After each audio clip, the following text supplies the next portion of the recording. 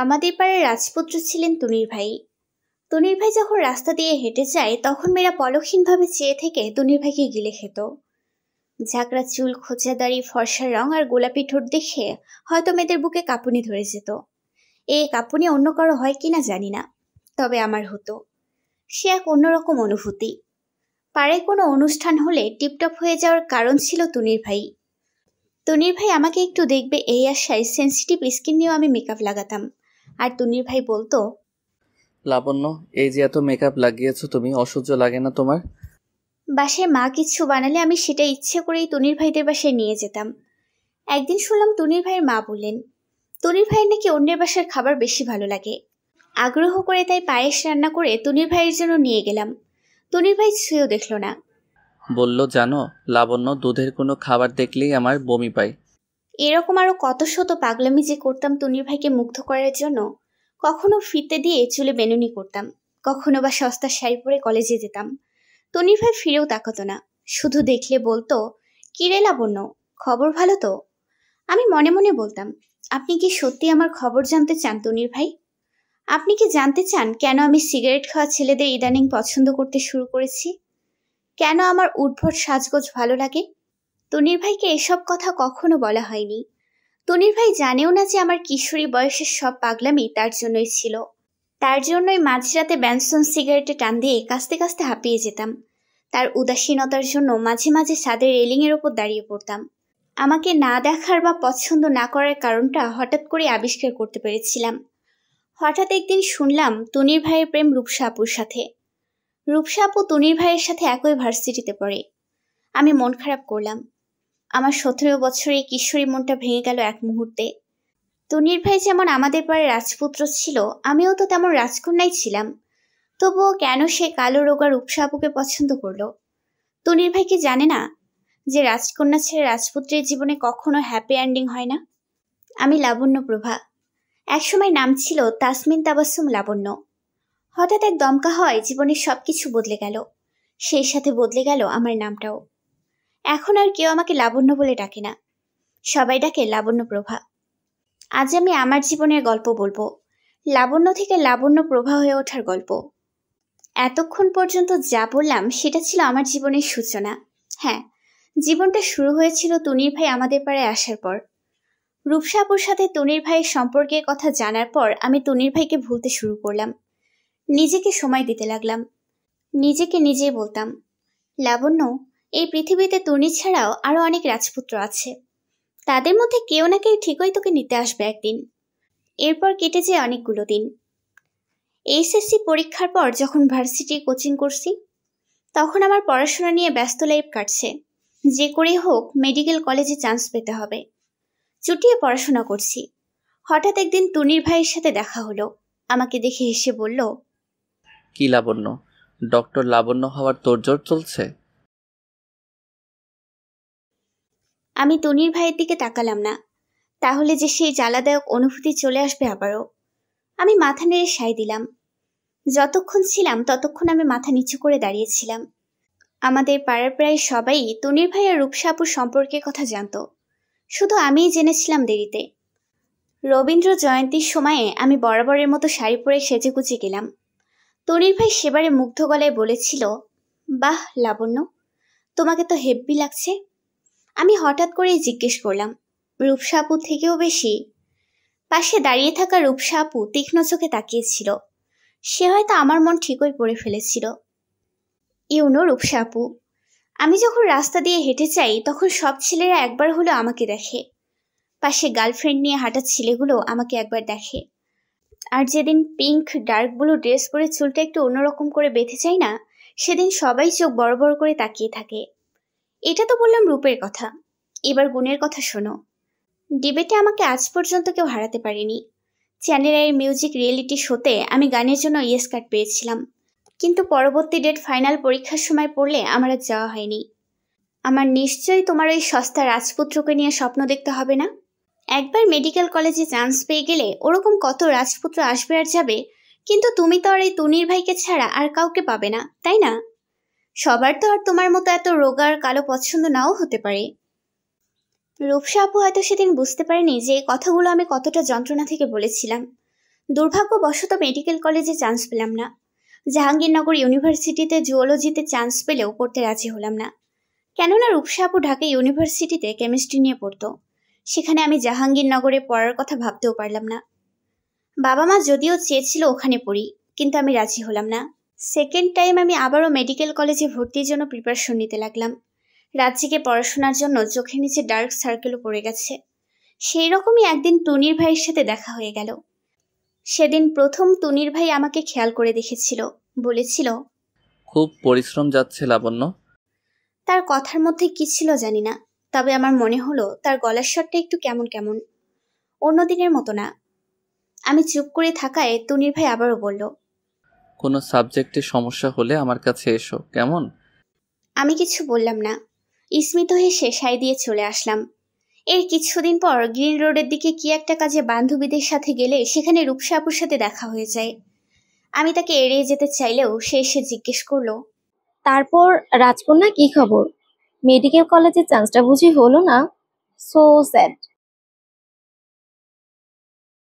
কথাটা বলে মুখ দিয়ে কেমন একটা উপহাসের শব্দ করলো রূপসা আপু। লজ্জায় অপমানে আমার কান লাল হয়ে গেছিল।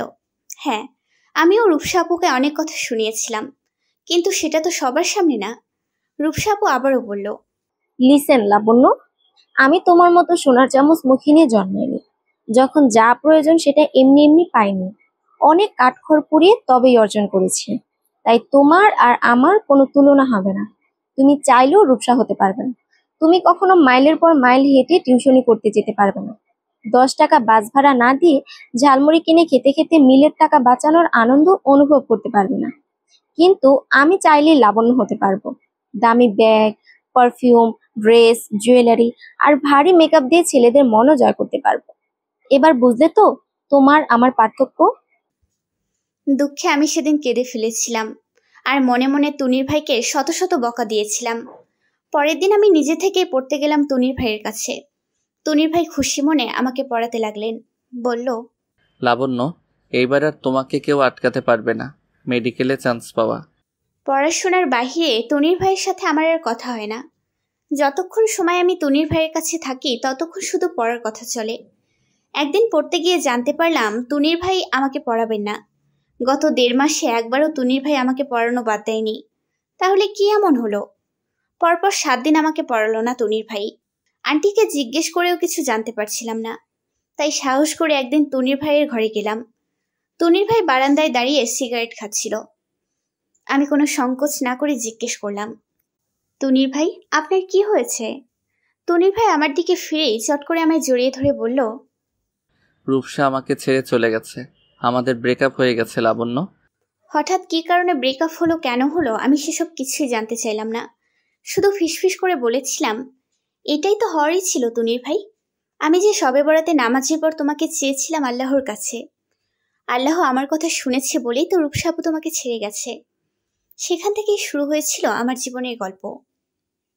টুনির ভাইয়ের সম্পর্ক ভেঙে যাওয়ার কথা জানার পর আমার মনের মধ্যে শুধু একটা কথাই প্রতিধ্বনিত হতে লাগলো, আমি পাইলাম, তাকে পাইলাম। কোনো বড়সড় কারণে যে টুনির ভাই আর রূপসা আপুর সম্পর্ক ভেঙে গিয়েছিল সেটা আমি আজ করতে পেরেছিলাম, কিন্তু নিজে থেকে কিছু জানতে চাইলাম না। আসলে সেদিন আমার জানতেও ইচ্ছে করেনি। টুনির ভাইয়ের কষ্ট দেখে আমার সেদিন দুঃখ পাওয়ার বদলে খুশি খুশি লেগেছে। টুনির ভাই আর রূপসা আপুর যেসব কমন ফ্রেন্ডরা ছিল তারা ছিলেন রূপসা আপুর পক্ষে। ভাষা ভাষা যতটুকু সেদিন শুনেছিলাম তা হলো, বন্ধুরা সবাই ফাইনাল পরীক্ষার পর ঘুরতে গিয়েছিল। সেখানেই কোনো এক বিষয়ে রূপসা আপুর সাথে বাক বিতন্দার এক পর্যায়ে রূপসা আপু নাকি নিজেই বলেছিল যে টুনির ভাইয়ের সাথে আর সম্পর্ক রাখবে না। পরে টুনির ভাই মাপ চাইলেও কোনো লাভ হয়নি। আমার সেদিন একবারের জন্য জানতে ইচ্ছে করেনি কেন, কি কারণে ঝগড়া হয়েছিল ওদের। ব্রেকআপের পর সবাই যখন টুনির ভাইকে ছেড়ে গিয়েছিল তখন আমাকে আঁকড়ে ধরেছিল সে। রাত বিরাতে ফোনে কথা বলা, মেসেজিং এসব চলতেই লাগলো। এদিকে আমার ডক্টর লাবণ্য হওয়ার স্বপ্ন আমি প্রায় ভুলেই গেলাম। আমার বাবা ছিলেন কলেজের টিচার আর মা ছিলেন সোশ্যাল ওয়ার্কার। দুজনেই দুজনের মতো ব্যস্ত ছিলেন মানুষের সেবার কাজে, কিন্তু আমার দিকে তাদের খেয়াল করার কথা মাথায় এলো না। আর আমি ভাবলাম, কাঙ্ক্ষিত রাজপুত্র পেয়ে যাবার পর আর কি চাই আমার। আর টুনির ভাই নিজের দুঃখ ভুলতে গিয়ে ভুলেই গেলেন যে লাবণ্যকে ডক্টর লাবণ্য বানাতে হবে। তনির ভাইয়ের সাথে রাত জেগে কথা বলার পরিমাণ বেড়ে গেল। তখনও পর্যন্ত আমরা দুজন দুজনকে ভালোবাসার কথা বলিনি। তনির ভাই সবসময় একটা কথাই বলতেন, লাবণ্য, তুমি হচ্ছে আমার প্রকৃত বন্ধু, তোমাকে আমার সারা জীবন মনে থাকবে। আমার চোখের কোণায় তখন জল এসে যেত। আমি মনে মনে বলতাম, তনির ভাই, আমি আপনার বন্ধু না, আমি আপনার রানী হতে চাই। কোচিংয়ের পর তনির ভাইয়ের সাথে ঘোরাঘুরি, বাড়ি ফিরে তার সাথে অনেক রাত পর্যন্ত কথা বলা, আর সকালে তার ফোনের আওয়াজে ঘুম ভাঙা, এই নিয়মেই চলছিল আমার জীবন। দেখতে দেখতে মেডিকেল কলেজে পরীক্ষা হয়ে গেল। এবারও আমি চান্স পেলাম না। বাবা মা দুজনেরই এবার মেয়ের দিকে খেয়াল করার কথা মনে পড়ল। দুজনেই হতাশ হলো তাদের মেয়ে মেডিকেলে চান্স পেল না বলে। ঢাকার কোনো পাবলিক ইউনিভার্সিটিতে চান্স পেলাম না। বাবা চাইলেন ঢাকার বাইরে পাঠাবেন ভার্সিটির পরীক্ষা দেওয়ার জন্য। আমি কোনোভাবেই রাজি হলাম না। এই নিয়ে বাবা মায়ের সাথে একরকম যুদ্ধ গেল। এরপর বাবা চাইলেন প্রাইভেট মেডিকেল পড়াবেন। আমি আপত্তি করলাম না, কিন্তু আপত্তি করলেন তনির ভাই। সে বলল, মেডিকেল কলেজে পড়লে দিনরাত আমাকে পড়তে হবে, তখন পড়ার চাপ বেশি থাকবে, লাইফটা তখন আর এরকম এনজয় করা যাবে না। আমার কাছেও তখন সেরকম মনে হয়েছিল। সত্যিই তো, তখন কি আর আমি তনির ভাইয়ের সাথে এভাবে ঘোরাঘুরি করতে পারবো? পরের দিন বাবাকে জানিয়ে দিয়েছিলাম যে আমি মেডিকেল পড়বো না, ন্যাশনালে পড়বো। বাবা মা দুজনেই খুব চিৎকার চেঁচামেচি করে এক পর্যায়ে ভালোভাবে বোঝাতে লাগলো। আমি শুনলাম না, বললাম, মেডিকেলে না পড়লেও আমার লাইফ ভালোভাবে চলে যাবে। শেষে মা বাবা হাল ছেড়ে দিয়ে বললেন, তাহলে অন্তত যেন প্রাইভেট ভার্সিটিতে পড়ি। কিন্তু আমি তাতেও রাজি হলাম না। এই নিয়ে বাবা মায়েরও অশান্তি হয়েছিল খুব। বাবা মাকে খুব খারাপ কথাও শুনিয়েছে আমার দিকে খেয়াল না করার জন্য। শেষ পর্যন্ত ভর্তি হয়েছিলাম ইডেন কলেজে জুওলজি নিয়ে। বাবা মা দুজনেই ছিল আমার প্রতি ক্ষিপ্ত। মা একদিন ডেকে জিজ্ঞেস করেছিল, রাতে এত কার সাথে কথা বলো লাবণ্য? আমি বন্ধু বলে কাটিয়ে দিতে চাইলেও মা গোয়েন্দাগিরি শুরু করলো। আমার রাত জেগে কথা বলা সমস্যা হয়ে গেল। তার মধ্যে আবার মা আমার ক্লাস 8-এ পড়া বোন নবনীকে আমার কাছে ঘুমাতে পাঠালেন। তনির ভাই আমার কোনো কথাই শুনতে চাইলেন না, কারণ ততদিনে আমি তনির ভাইয়ের অভ্যাস হয়ে গেছি। আমার সাথে কথা না বললে তার রাতে ঘুম হয় না। সে পাগলের মতো আচরণ করতে শুরু করলেন। দিন দিন তনির ভাই আরও বেশি আমার ওপর ঝুঁকতে শুরু করলো। অবশ্য আমি তো এটাই চেয়েছিলাম যে তনির ভাইয়ের জগৎ জুড়ে শুধু লাবণ্যই থাকুক, আর কেউ নয়। এরপর এলো আমার জীবনের সেই কাঙ্ক্ষিত দিন। 31st নাইটে তনির ভাই ছাদে নিয়ে গিয়ে একগুচ্ছ গোলাপ হাতে দিয়ে বলল, আমাকে ভালোবাসবে লাবণ্য? আমি খুশিতে কথা বলতে পারছিলাম না। সে এক অন্যরকম অনুভূতি ছিল। আমার স্বপ্নের পুরুষ, আমার রাজকুমার আমাকে ভালোবাসার কথা বলেছে। এই রাতটাকে মনে হয়েছিল আমার জীবনের শ্রেষ্ঠ রাত। আমাকে চুপ করে থাকতে দেখে তনির ভাই বলেছিল, লাবণ্য, আমাকে ভালোবাসতে হবে না, প্লিজ আমার ভালোবাসা ফিরিয়ে দিও না। সে রাতে আমি কিছুই বলিনি, শুধু শক্ত করে তনির ভাইকে জড়িয়ে ধরেছিলাম। এতটা শক্ত করে ধরেছিলাম যে তনির ভাই বলেছিল, লাবণ্য, আস্তে ধরো, আমার দম বন্ধ হয়ে আসছে। আমি ফিসফিস করে বলেছিলাম, তুমি শুধু আমার তনির ভাই, ছেড়ে দিলে যদি অন্য কেউ তোমাকে নিয়ে যায়। আর আমি চোখের জল ফেলে তনির ভাইয়ের কাঁধ ভিজিয়ে ফেলেছিলাম। আমাদের সম্পর্ক ভালোভাবেই চলতে লাগলো। মা বাবাও জেনে গেল। বাবা শুধু বলেছিলেন, এই জন্যই তাহলে তুমি গোল্লায় গেছো। মা আরো বেশি রিয়েক্ট করেছিলেন। বলেছিলেন ছেলেটা মাস 6 আগে অন্য মেয়ের সাথে প্রেম করছিল, আর এখন তোমার সাথে। কখন হয়েছে এসব? পড়তে গিয়ে? আমি মাকে সেদিন বলেছিলাম, যা হচ্ছে হতে দাও, না হলে এরপর এমন কিছু হবে যাতে তোমাদের মুখ দেখানো কঠিন হয়ে যাবে। বাবা মা আমার জেদ সম্পর্কে জানতেন, তাই আর তারা কিছু বলেনি। বাবা মায়ের সাথে আমার সম্পর্ক ক্ষীণ হতে লাগলো।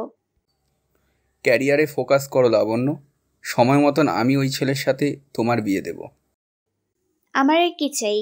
আমি তো তখন বাঁধনহারা পাখির মতো আমার রাজকুমারের সাথে মুক্ত আকাশে ঘুরতে শুরু করলাম। 8-10টা প্রেমের মতো আমাদের প্রেম ছিল না। আমাদের সম্পর্ক ছিল আরো বেশি গভীর। যে সম্পর্কে কোনো ঝগড়া ছিল না, ছিল শুধু ভালোবাসা। তনির ভাই যা বলতেন সেটা অক্ষরে অক্ষরে পালন করতাম, হোক সেটা খারাপ কিংবা ভালো। দেখতে দেখতেই কেটে গেল 2 বছর।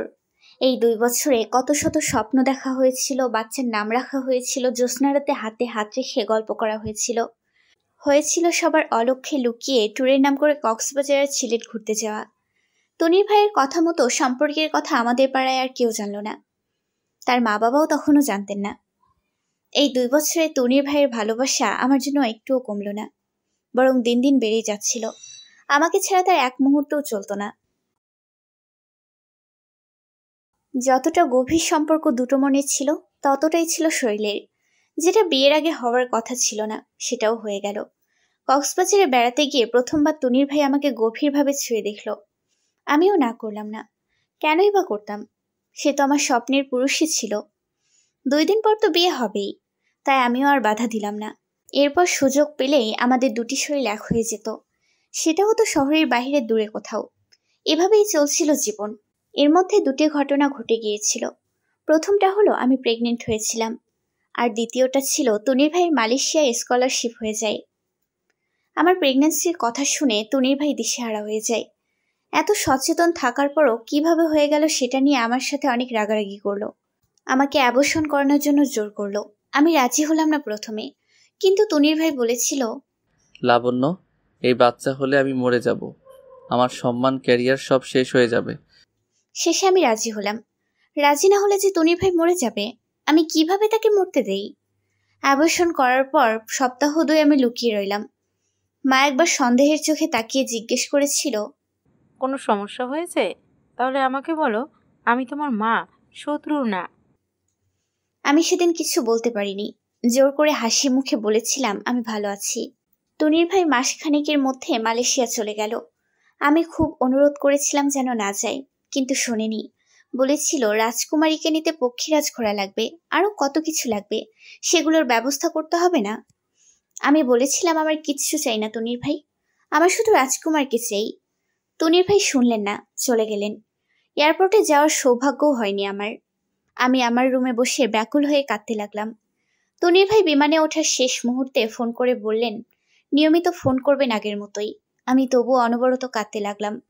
সেই কান্নাই ছিল তনির ভাইয়ের জন্য আমার শেষ কান্না। এরপর আর কখনো সে আমাকে কাঁদতে দেয়নি। পিএইচডি শেষ না করেই তনির ভাই ফিরে এসেছিল, আর সাথে করে নিয়ে এসেছিল অনেক বড় সারপ্রাইজ। তনির ভাই মালয়েশিয়া থেকে ফিরেছিল 14 মাস পর, আর সাথে করে আমার জন্য যে সারপ্রাইজ নিয়ে এসেছিল তার নাম ছিল প্রগতি ফ্রান্সিস। মালয়েশিয়া যাবার সপ্তাহখানেক পর থেকে তনির ভাই কেমন বদলে যেতে শুরু করলো। আমার সাথে সারাদিনে ফোনে কথা হতো একবার, তাও একটু করে কথা বলে ফোন রাখার জন্য অস্থির হয়ে যেত। আমি ভেবেছি হয়তো ব্যস্ততাই। এভাবেই চলছিল মাস 2। একদিন আমি বললাম, তনির ভাই, তুমি বদলে গেছো। সারাদিনে একবার কথা বলি, তাও তুমি ফোন রাখার জন্য ব্যস্ত হয়ে যাও। এখানে তো আর ঘোড়ার ঘাস কাটতে আসিনি, আমি পড়তে এসেছি। আর শুধু পড়া না, এখানে আমাকে খেয়ে পড়ে বেঁচেও থাকতে হবে, আর তার জন্য আমাকে কাজও করতে হবে। আমি সেদিন কথাটা এমনিতেই বলেছিলাম, কিন্তু তনির ভাই যে তার উত্তরে এত শক্ত কথা শুনিয়ে দেবে আমি ভাবিনি। তারপর আর আমি তনির ভাইকে ফোন করতাম না। আশ্চর্য ব্যাপার, সেও আমাকে আর ফোন দিত না। 2 দিন 3 দিন পর দায় সারা একবার ফোন দিত। তনির ভাই বদলে গিয়েছিল সেটা বুঝতাম, কিন্তু ঠিক বিশ্বাস করতে পারতাম না। বিশ্বাস করতে পারতাম না বলে ভুল হবে, বিশ্বাস করতে চাইতাম না। তনির ভাইয়ের আচরণ 3 দিন পাল্টাতে শুরু করলো, আর তার সাথে বাড়তে লাগলো আমার ডিপ্রেশন। তনির ভাই কি আমাকে ছেড়ে যাবে? তাহলে আমার কি গতি হবে? আমি যে তাকে বিশ্বাস করে সব সঁপে দিয়েছিলাম। এই কথাগুলো শেয়ার করার মতো কেউ ছিল না। বরাবরই না কুচু স্বভাবের কারণে আমার মেয়ে বন্ধু কম ছিল। তবুও 2-1 ক্লাসমেট যারা ছিল তাদের কাছে ব্যাপারটা শেয়ার করার পর তারা বলেছিল, দেখ, পুরুষ মানুষ চোখের আড়াল হলেই মনের আড়াল হয়, এটা মুরব্বীদের কথা। দেখ, ওখানে গিয়ে কাউকে না কাউকে জুটিয়ে ফেলছে। আবার কেউ কেউ বলেছিল ওসব পড়াশোনার চাপ, বুঝিস তুই, সারাদিন এই ক্লাস ও ক্লাস, রিসার্চ, তারপরে যদি সে পার্ট টাইম জব করে তাহলে রেস্ট নেওয়ার টাইম তো পাবেই না, প্রেম করার টাইম কোথা থেকে পাবে? আমার কাছে দ্বিতীয় দফায় কথাগুলো সেদিন যুক্তিযুক্ত মনে হয়েছিল, কেননা তখনও পর্যন্ত নিজের রূপ নিয়ে আমার অহংকার ছিল। আমাকে রেখেও যে তনির ভাই অন্য কাউকে ভালোবাসবে সেটা আমি স্বপ্নেও ভাবিনি। এরপর তনির ভাইকে আমি নিজেই ফোন করতাম। তনির ভাই কখনো বিরক্ত হতো, কখনো বা ভালো করেই কথা বলতো, আবার মাঝে মধ্যে অকথ্য ভাষায় গালাগালিও করতো। পরে অবশ্য সরি বলতো। আর আমি ভালোবাসায় অন্ধ হয়ে পজিটিভভাবে নিতাম। তারপর এলো সেই দিন। এক বিকেলে মা ঘুম ভাঙিয়ে জিজ্ঞেস করলেন, লাবণ্য, তুনিরের সাথে তোমার সব ঠিক আছে তো? কোনো সমস্যা নেই তো? আমি চমকে উঠলাম। চমকালাম দুটো কারণে। মায়ের চোখে ছিল উৎকণ্ঠা, আর মা হঠাৎ কেনই বা তুরিন ভাইয়ের কথা জিজ্ঞেস করবে। আমি কাপা গলায় জিজ্ঞেস করলাম, কি হয়েছে? তুনির ফিরে এসেছে? তুমি কি সত্যি জানতে না? আমি কিছু না বলে গায়ে ওড়না চাপিয়ে যে পোশাকে ছিলাম সেই পোশাকে বেরিয়ে গেলাম। মা আমাকে বার দুয়েক ডাকলো, বলল, লাবণ্য, আমার পুরো কথা শুনে যাও। আমি দাঁড়ালাম না, ছুটে গেলাম রাজপুত্রের কাছে। রাজপুত্রের কাছে গিয়ে বুঝলাম সে একা আসেনি, সাথে করে নিয়ে এসেছে অচিনপুরের রাজকন্যা, যে আমাকে দেখে মিষ্টি করে হেসে বলেছিল, তুমি বুঝি লাবণ্য? অচিনপুরের রাজকন্যার রূপের বর্ণনা দেবার ভাষা আমার সত্যিই জানা নেই। আমার এই জীবনে মনে হয় সেরকম রূপ আমি আর কখনো দেখিনি। প্রগতি ফ্রান্সিস ছিল হায়দ্রাবাদের মেয়ে, কিন্তু মায়ের বাড়ি ছিল যশোরে। তাই হয়তো পরিষ্কার বাংলায় কথা বলতে পারত, যদিও কথা বলতো বাংলিশে। অচিনপুরের রাজকন্যা লম্বাই ছিল 5 ফিট 4, কোমর সমান চুলগুলি ছিল কোকড়া, চোখ দুটি বড় আর ভীষণ গভীর, পাতলা ঠোঁট ছিল হালকা গোলাপি, আর গায়ের রং ছিল গোলাপি ফর্সা। সব মিলিয়ে তাকে দেখলে যে কেউ বলতে পারত বলিউডের অভিনেত্রী আমাদের পাড়ায় এসেছে। প্রগতির সামনে আমার নিজেকে মনে হলো বাসার কাজের বুয়া। রাতে ঘুমাতে না পেরে চোখে কালি পড়া, এলোমেলো চুল আর পাটকাঠির মতো শুকিয়ে যাওয়া শরীর। তনির ভাই আমাকে দেখে একটু অপ্রস্তুত হলেন না, এমনকি বিরক্তও হলেন না। স্বাভাবিক গলায় বলেছিল, প্রগতি, ওই লাবণ্য যার কথা তোমাকে বলেছিলাম। আমার তখন চারপাশের কোনো দিকে খেয়াল নেই। কিছুক্ষণ ওখানে স্তব্ধ দাঁড়িয়ে থেকে বাসায় ফিরে আসলাম। বাসায় ফিরতেই একটার পর একটা প্রশ্নের সম্মুখীন হতে লাগলাম। বাবা বললেন, এই ছেলের জন্য নিজের ক্যারিয়ার বিসর্জন দিয়েছ, এখন দেখো তার প্রতিদান স্বরূপ কী পেলে। মা তেমন কিছুই বললেন না। হয়তো সেও মেয়ে বলে আমার দুঃখটা কিছুটা হলেও অনুভব করার চেষ্টা করলেন। মা ঠান্ডা গলায় বলেছিলেন, কি বলছিল লাবণ্য? তুনির যাওয়ার আগে তুমি অসুস্থ ছিলে, তখন কি তোমাদের ব্রেকআপ হয়েছিল? আমি কিছু বললাম না। পরের দিনই জানতে পারলাম তনির ভাই এসেছে বিয়ে করার জন্য। আমি তখন প্রচণ্ড রকম অসুস্থ। আমার বাবা সমানে কথা শুনিয়ে যাচ্ছিলেন। অসুস্থতার সময় ঠিক কি ঘটেছিল মনে নেই আমার। শুধু মনে আছে মা সারাক্ষণ আমার কানের কাছে ফিসফিস করে বলতেন, সব ঠিক হয়ে যাবে লাবণ্য। আমি নিজে গিয়ে তুনিরের সাথে ওর বাবা মায়ের সাথে কথা বলবো। আর বাবা বলতেন, সব তোমার মেয়ের ভুজুং ভাজুং, কিছু হয়নি, উঠিয়ে 2-3টা থাপ্পড় দিলে সব ঠিক হয়ে যাবে। আমি সুস্থ হলাম সপ্তাহখানিকের মধ্যে। তখন পুরোদমে তনির ভাইয়ের বিয়ের আয়োজন চলছে, আর মা আমার সাথে শীতল আচরণ করতে শুরু করলো। কিছুদিন আগেও যে আমাকে সান্ত্বনা দিয়েছিল সে তখন পুরো নীরব। মোটামুটি চলতে ফিরতে পারি। তখন সেরকম এক সময়ে মা বলল, সব গুছিয়ে নাও লাবণ্য, তুমি তোমার ছোট খালার বাসায় যাবে। আমি কঠিন গলায় বলেছিলাম, যাব না, তনির ভাইয়ের সাথে কথা বলবো। আরে বোকা মেয়ে, তুই তুনির ভাই করে মরছিস, আর সে তো বেমালুম সম্পর্কের কথা অস্বীকার করে গেছে। বলেছে তোকে সবসময় ছোট বোনের মতো দেখছে। ঘেন্নায় আমার শরীর মন বিষিয়ে গেল। নিজেকে তখন নর্দমার কীট মনে হলো। আমি তখনই বেরিয়ে পড়লাম তনির ভাইয়ের বাড়ির উদ্দেশ্যে। বাড়িতে ঢুকে সোজা তনির ভাইয়ের রুমে গেলাম। তনির ভাই তখন বিছানায় আছোয়া, আর প্রগতি তার মাথায় বিলি কেটে দিচ্ছে। দুজনেই ঘনিষ্ঠভাবে শোয়া। আমাকে দেখে অপ্রস্তুত হয়ে গেল। কারো ঘরে ঢুকতে অনুমতি নিতে হয়, অন্তত দরজায় নক তো করবে। আমার মাথায় রক্ত উঠে গেল। আমি চিৎকার করে বললাম, বেজাতের বাচ্চা, তুই বের হয় ঘর থেকে। আমি তরিনের সাথে কথা বলবো। প্রগতি আমার আচরণে হতভম্ব হয়ে গেল। সে তখনও দাঁড়িয়ে রইল। আমি নিজে চুল ধরে রুম থেকে বের করে দরজা লাগিয়ে দিয়েছিলাম। তনির ভাই আমার কাছ থেকে প্রগতিকে ছাড়াতে এসেছিল, কিন্তু পারিনি। এই সময় মনে হয় আমার ওপর পিশাচ ভর করেছিল। আমি সরাসরি তনির ভাইকে জিজ্ঞেস করেছিলাম, এসবের মানে কি? এতদিন আমার সাথে প্রেম করে এখন ওই খ্রিস্টানের মেয়েকে বিয়ে কেন করছো? আমার ইচ্ছে তাই। আমি চিৎকার করে বললাম, সব তোমার ইচ্ছে মতো হবে? ইচ্ছে হলো কাছে আসলাম আর ইচ্ছে হলো দূরে গেলাম। হ্যাঁ, একটা সম্পর্কে ছিলাম, কিন্তু তাই বলে তো আর বিয়ে করব সেরকম কমিটমেন্ট করিনি। আমার এখন ভালো লাগছে না, তাই সম্পর্ক কন্টিনিউ করতে চাইছি না। বাহ, সেটা আমাকে না জানিয়ে?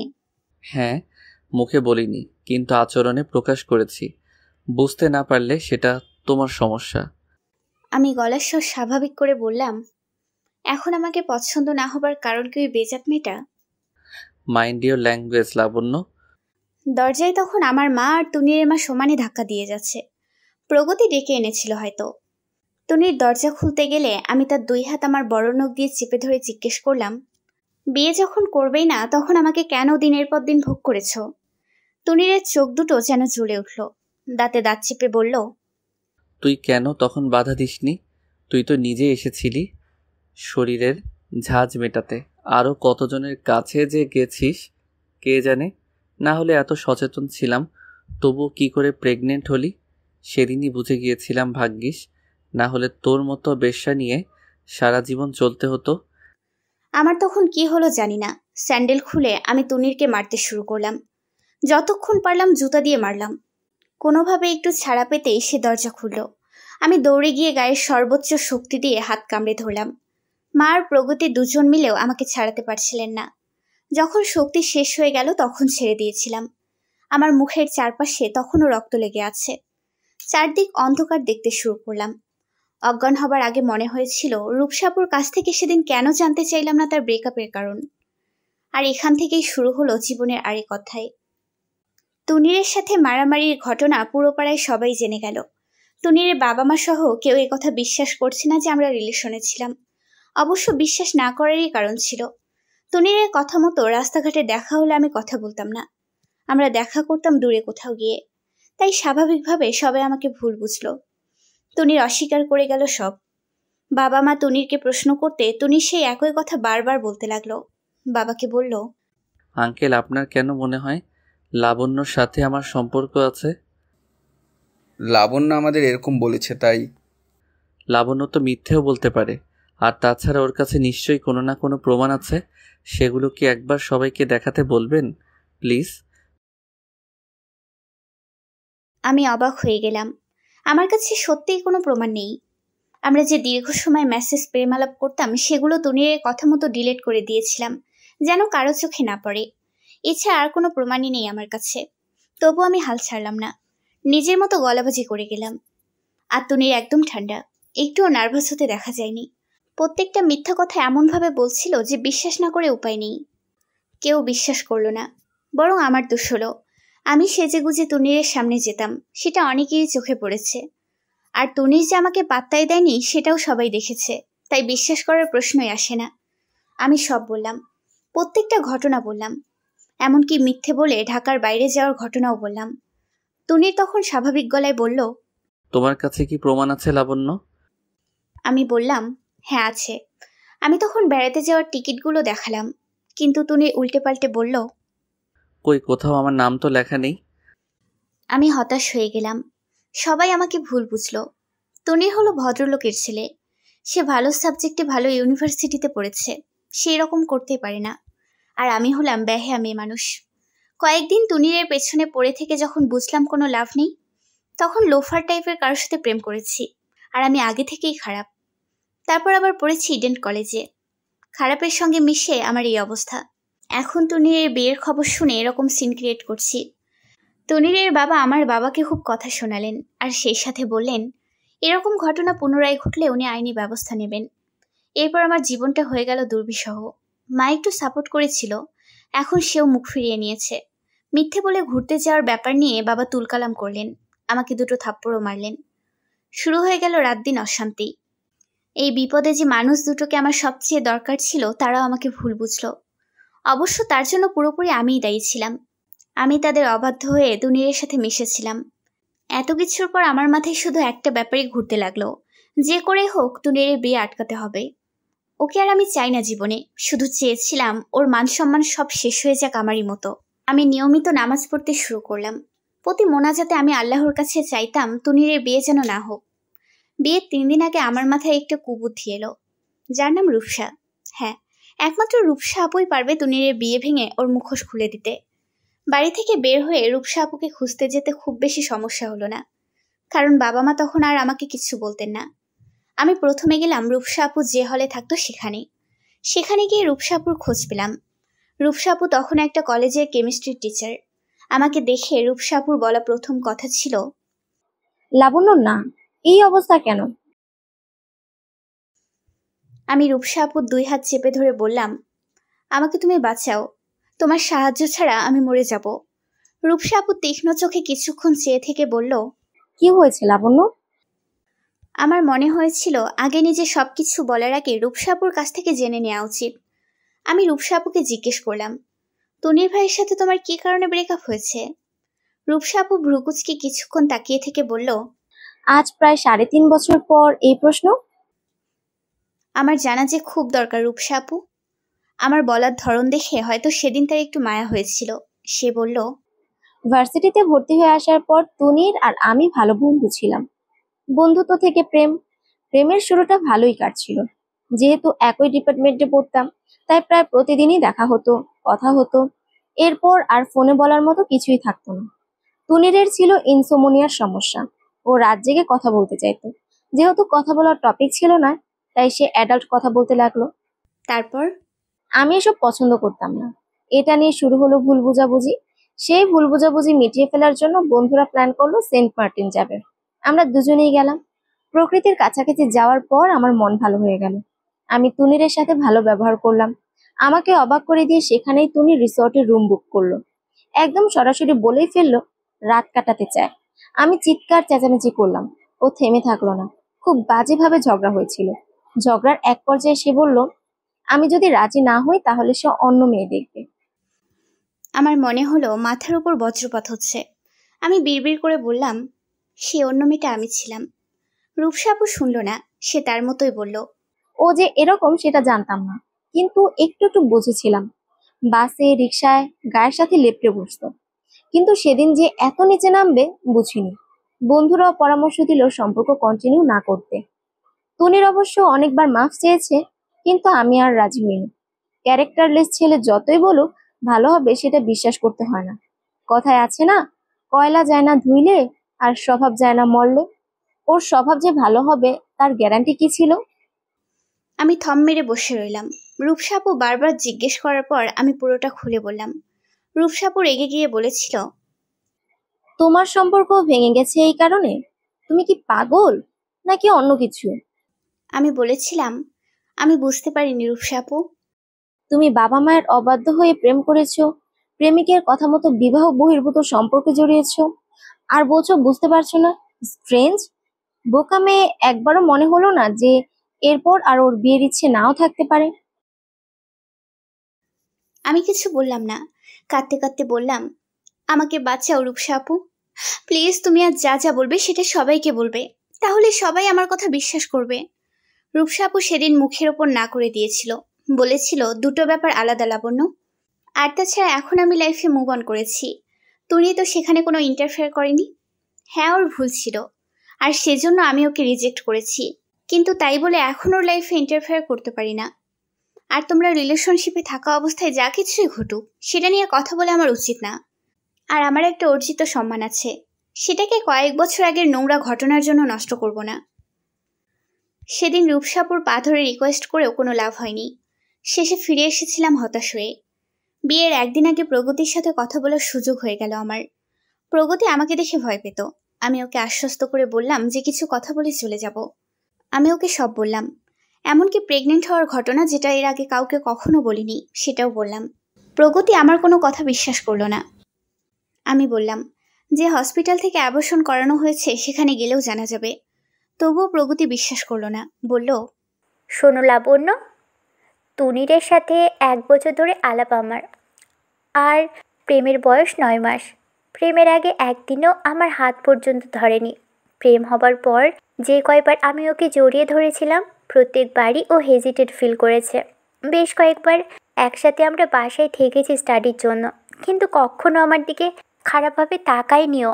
আর ও তোমার সাথে এত কিছু করেছে সেটা বিশ্বাস করতে হবে। তুনির আমাকে তোমার ব্যাপারে সব বলেছে। ব্রেকআপের পর তুমি যে ওকে মেন্টালি সাপোর্ট দিয়েছিলে সেটাও বলেছে, কিন্তু তুমি হয়তো বেশি কিছু এক্সপেক্ট করেছো।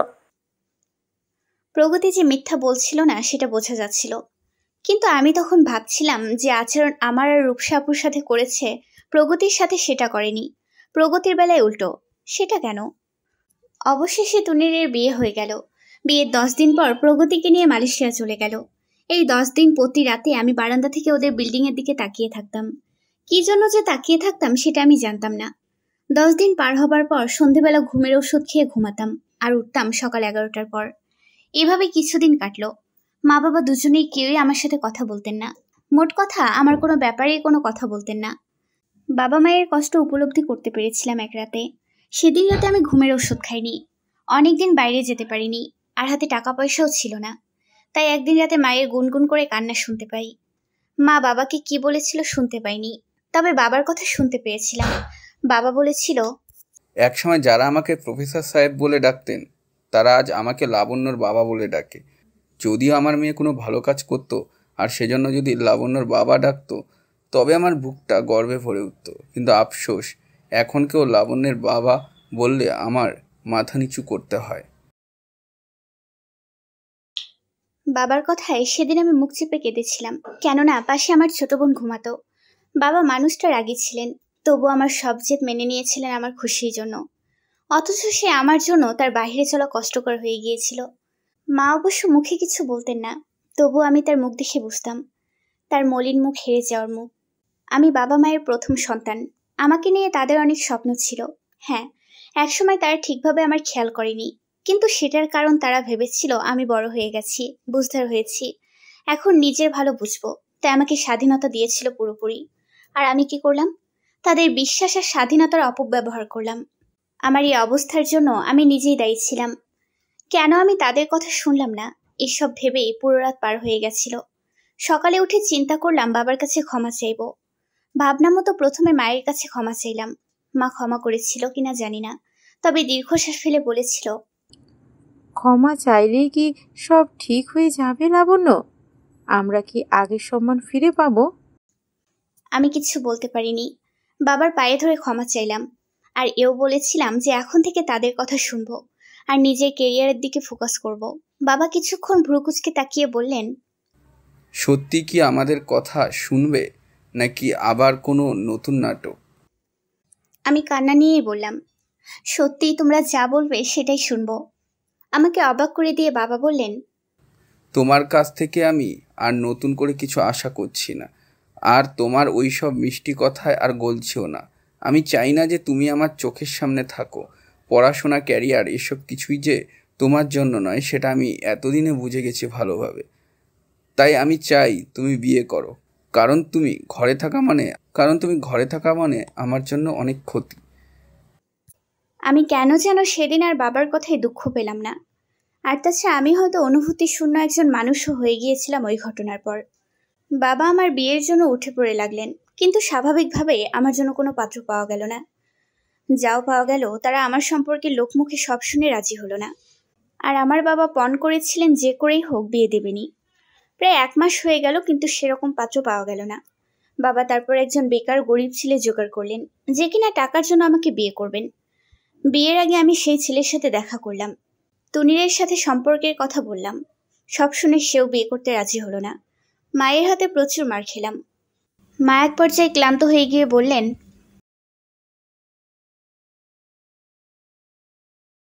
এর চেয়ে তোর মরে যাওয়া উচিত। কিন্তু আমার একটু মরতেও ইচ্ছে করেনি, বরং বাঁচতে ইচ্ছে করত। একসময় যে লাবণ্য রূপের অহংকার করে রূপসাকে অনেক কিছু শুনিয়েছিল, সেই রূপ দেখেও কোনো ছেলে বিয়ে করতে চায় না। তখন আমি ভেবেছিলাম কেন এসব আমার সাথেই হচ্ছে। কিন্তু এখন আমি জানি অ্যাকশনের রিয়েকশন বলেও একটা কথা আছে। আমার দুঃসময় হঠাৎ আমার পাশে এসে দাঁড়ালেন আমার বড় খালা।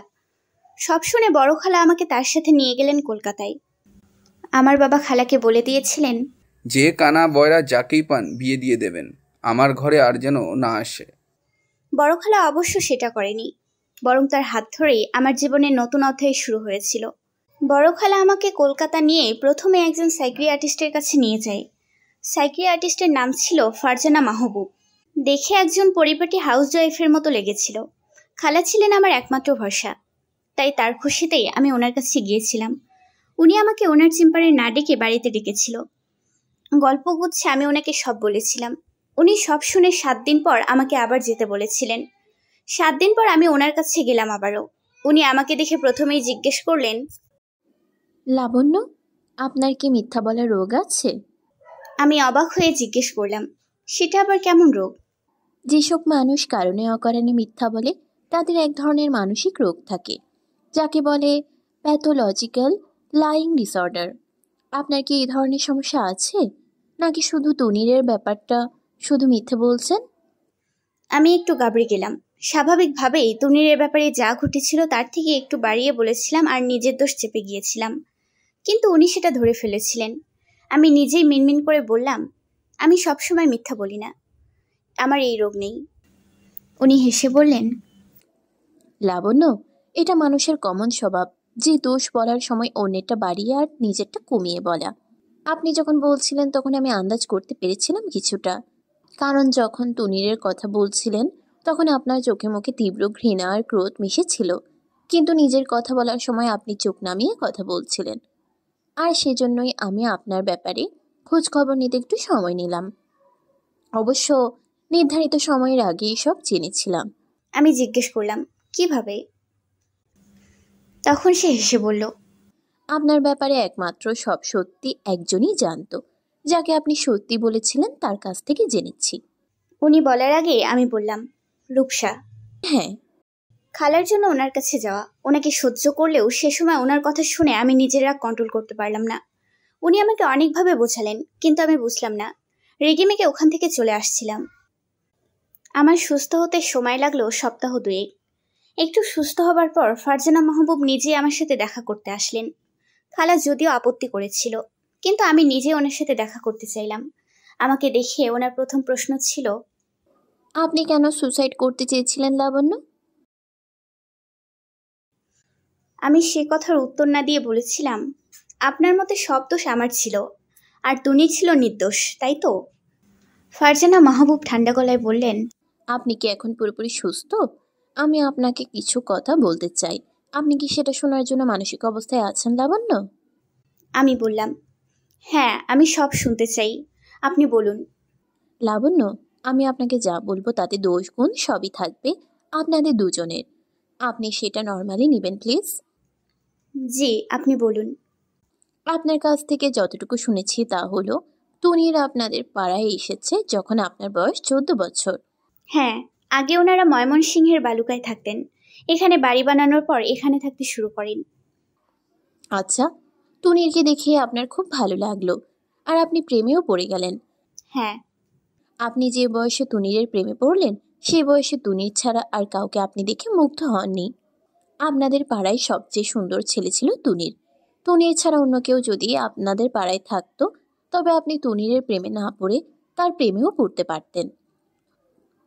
অল্প বয়সের এই আবেগটাকে আপনি অতি যত্নে লালন করতে লাগলেন। তুনিরের সুন্দর চেহারা ছাড়াও তার অমায়িক ব্যবহারও আপনাকে মুগ্ধ করলো।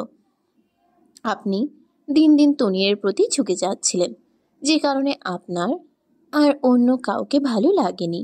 আপনি বিভিন্নভাবে সেজে গুজে তুনিরের সামনে যেতেন ইমপ্রেস করার জন্য, কিন্তু তুনির তেমন পাত্তা দিতেন না। আচ্ছা, আপনি বলেন লাবণ্য, ভালোবাসা কি ভুলিয়ে ভালিয়ে হয়? আমি তখন নীরব থেকে সবটা শুনেছিলাম।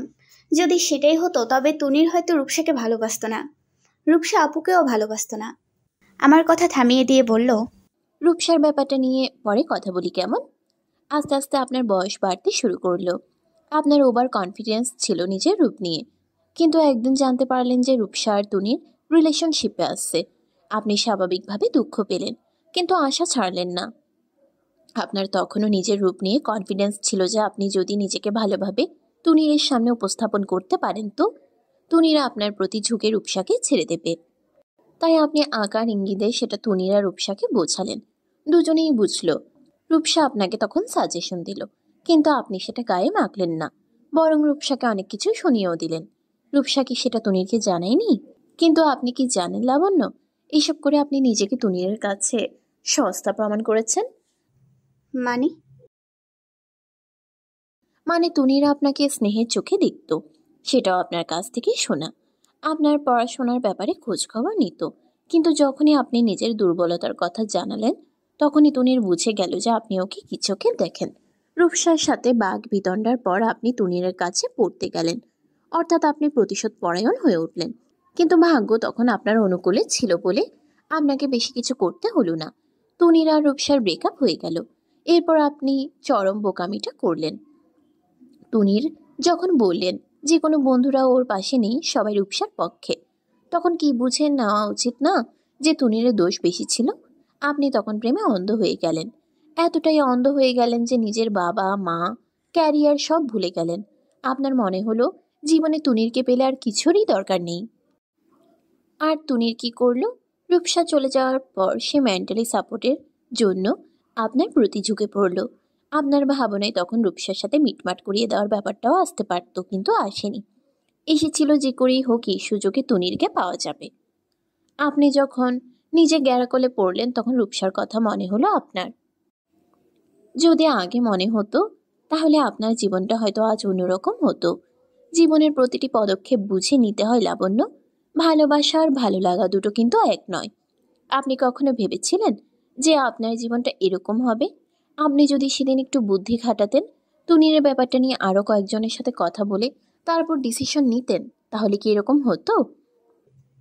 আমার বলার মতো কেউ ছিল না, কোনো ফ্রেন্ড ছিল না বলার মতো। আপনি আপনার মাকে বলতেন। আপনার কাছ থেকেই শুনেছি যে আপনার মা আপনাকে সাপোর্ট করেছে। এসব কথা কি মাকে বলা যায়? বলা না যাক, কিন্তু আপনি তার কাছ থেকে আইডিয়া নিতে পারতেন।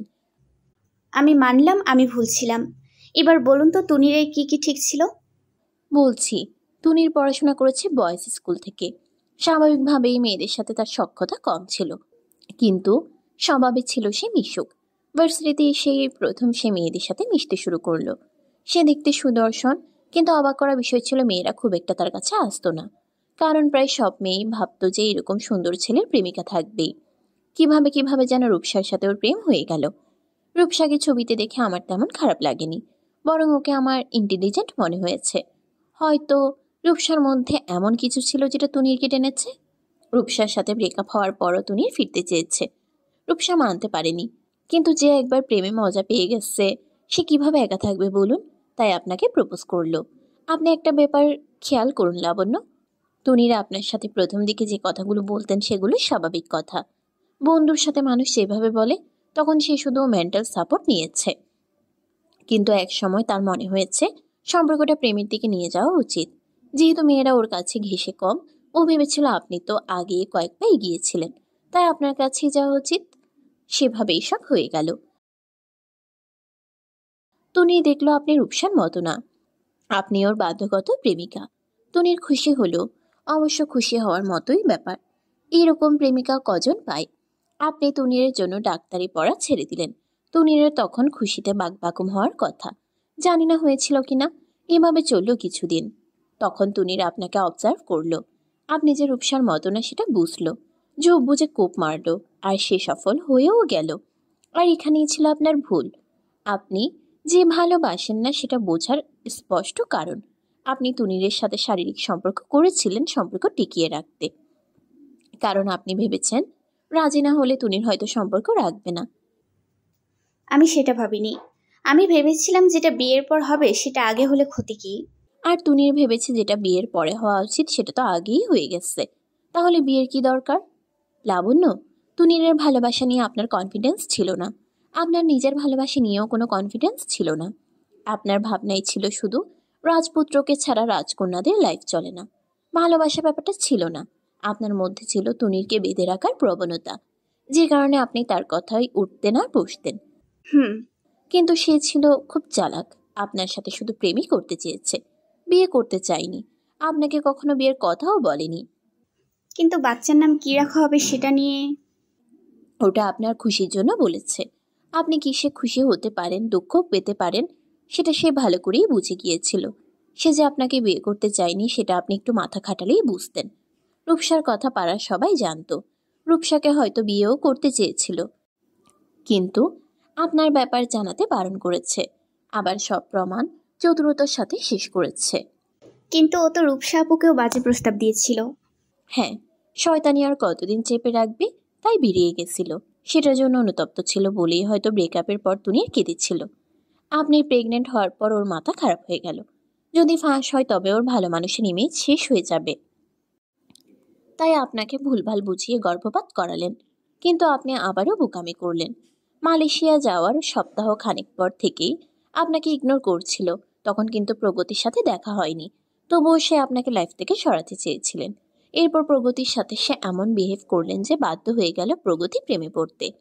প্রগতির মায়ের বাড়ি বাংলাদেশে, তাই এদেশের প্রতি টান থেকেই বাংলাদেশের ছেলের প্রতিও টান চলে এসেছে। এবার তুনির ভুল করল না, কারণ প্রগতি রূপসার মতো শিক্ষিত বুদ্ধিমতী মেয়ে, আপনার মতো বোকা না। একে জয় করতে মনের সাথে মাথাও খাটাতে হবে, আর সেটাই করলো তুনির। আমি বাগরুদ্ধ হয়ে বসে রইলাম। ফারজানা মাহবুব আবারও বললেন, আমরা যতই আধুনিক হই, এখনো ছেলেরা ভাবে কোনো মেয়ে নিজে যেচে প্রেম নিবেদন করলে সে ক্যারেক্টারলেস। তুনির দেখেছে তাকে ইমপ্রেস করার জন্য আপনি কি কি করেছেন। তার এক বলায় আপনি ওর সাথে বিছানেও গেছেন। কই রূপসা তো চাইনি, তখনই সে ভেবে ফেলেছে আপনি সস্তা। আর আপনার ভুলগুলো হয়েছে আপনার নিজের জন্য। আপনি ঠিক ভুলের বিচার করেননি। নিজের অহংকার যে তার বাবা মায়ের কথা না শোনার মাসুল দিতে হয়েছে। বাবা মাকে মিথ্যে বলে দূরে গিয়ে প্রেমিকের সাথে থাকা, সেটা আপনার বিবেকে কেন বাঁধল না লাবণ্য? আপনি কি সত্যি বলছেন যে তুনির প্রতি আপনার ভালোবাসা ছিল না? আপনি নিজেকে প্রশ্ন করুন লাবণ্য, উত্তর পেয়ে যাবেন। আপনার কি মনে হয় তুনির প্রগতিকে ভালোবাসে? সেটা জানি না, তবে তুনি এস্টাবলিশড হাইলি এডুকেটেড মেয়ে পছন্দ করে। রূপসা কিন্তু সরকারি কলেজের লেকচারার, প্রগতিও সেরকম। আর তাছাড়া প্রগতির কোটি টাকা সম্পত্তি আছে বলে শুনলাম। বাবা মায়ের একমাত্র সন্তান। আপনার রাজপুত্র রাজা হতে চেয়েছিল লাবণ্য, তাই হয়তো আপনাকে ছেড়ে গেছে। রাজা হতে হলে যে রাজ্য লাগে, আর রাজ্যের সন্তান হয়তো প্রগতিই দিতে পারবে। আমি মানলাম আমার দোষ, কিন্তু এত কিছুর পর তুনিকে নিয়ে আপনি কি বলবেন? তুনির হলো জাত শয়তান। জাত শয়তান না, জাত শয়তান না, বুদ্ধিমান শয়তান। হেঁটে আসা লক্ষ্মীকে কেউ পায়ে ঠেলে লাবণ্য, সেও সেটাই করেছে। আমি তো আমার শাস্তি পেয়েছি, কিন্তু ও তো পেল না। ও ছাড় পেয়ে গেল। প্রকৃতি কখনো হিসেবে ভুল করে না লাবণ্য। ফারজানা মাহবুবের কথাগুলো যে মিথ্যে ছিল না সেটা আমি বুঝলাম। সে আয়না না ধরলে হয়তো আমার আমিকেই চিনতাম না। আমি নিজেকে গুটিয়ে ফেললাম।